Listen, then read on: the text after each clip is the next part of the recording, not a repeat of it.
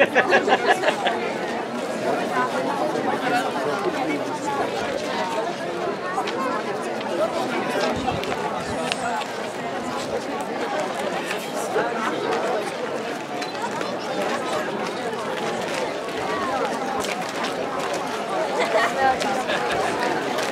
to bylo krásný, to bylo krásný.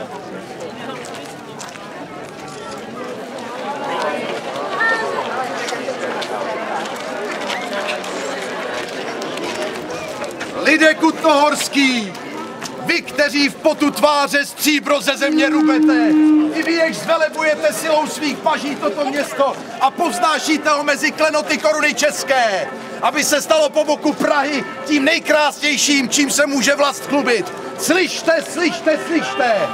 Tak neúprostně jako zvon odbíjí čas, i králův kůníž začal svými kopyty tepat tyto ulice, aby odlesk jeho slávy přišel až k nám. Ale hlavně poděkujme svému pánovi, Ondřeji Plumlinovi, našemu rychtáři, ať je rychtář!